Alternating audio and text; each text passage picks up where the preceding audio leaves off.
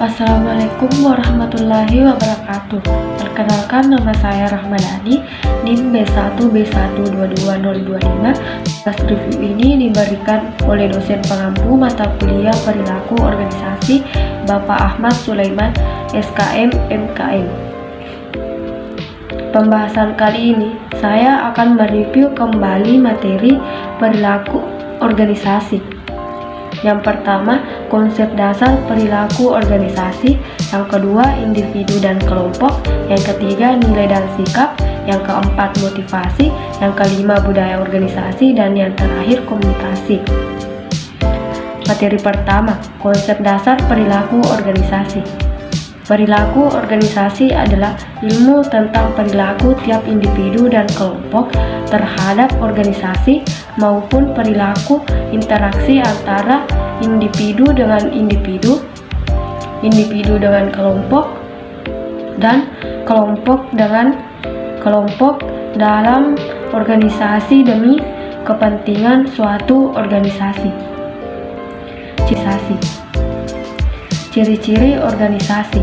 Yang pertama, mempunyai tujuan dan sasaran, mempunyai ketertarikan format dan tata tertib yang harus ditaati, adanya kerjasama dari sekelompok orang, dan yang terakhir, mempunyai koordinasi tugas dan wewenang. Unsur-unsur organisasi. Pertama, ada anggota, kerjasama, tujuan, lingkungan, dan terakhir komunikasi. Materi kedua, individu dan kelompok. Yang pertama, orang yang memandang berbagai hal secara berbeda akan berperilaku secara berbeda. Yang kedua, orang yang memiliki sikap yang berbeda akan memberikan respon yang berbeda terhadap perintah. Yang ketiga, orang yang memiliki kepribadian berbeda berinteraksi dengan cara yang berbeda. 3 komponen dasar perilaku individu. Yang pertama, konsepsi ID. Yang kedua, konsepsi ego. Yang ketiga, konsepsi superego. Teori pembentukan kelompok, teori kedekatan, teori keseimbangan, teori praktis. Materi ketiga, nilai dan sikap. Nilai merupakan gambaran yang menentukan apa yang penting dan apa yang tidak, apa yang boleh dan apa yang tidak boleh dilakukan, apa yang benar dan apa yang salah. Perbedaan antara sikap dan nilai.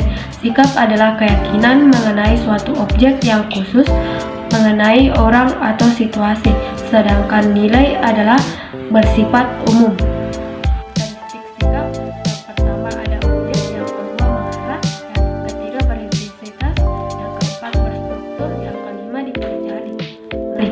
Materi keempat, motivasi. Kata motivasi atau motivation, kata dasarnya adalah motif, yang berarti dorongan, sebab, atau alasan seseorang melakukan sesuatu. Suatu kondisi yang mendorong atau menjadi sebab seseorang melakukan sesuatu. Perbuatan atau kegiatan yang berlangsung secara sadar. Teori motivasi. Yang pertama, teori kebutuhan. Yang kedua, teori 2 faktor. Yang ketiga, teori prestasi. Yang keempat, teori penguatan. Dan yang kelima, teori harapan.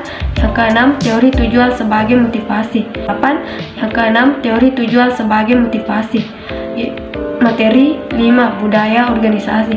Hal yang tidak bisa ditolak bahwa dalam sebuah organisasi muncul ikatan antar individunya, misalnya perilaku, gaya bicara, berpakaian, upacara, dan sebagaimana yang menjadikannya berbeda dari organisasi lain.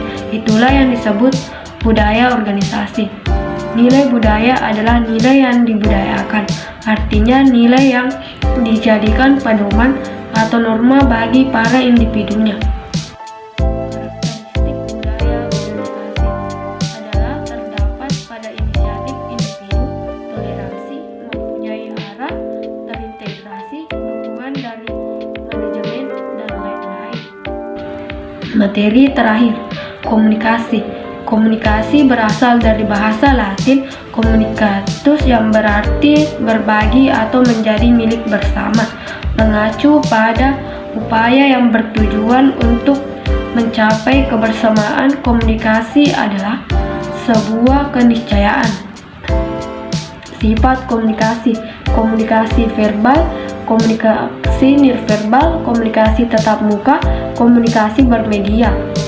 Tujuan komunikasi: mengubah sikap, mengubah opini atau pendapat atau pandangan, mengubah perilaku, mengubah masyarakat. Konsep dasar komunikasi: komunikasi sebagai tindakan satu arah, komunikasi sebagai interaksi, komunikasi sebagai transaksional. Sekian dan terima kasih.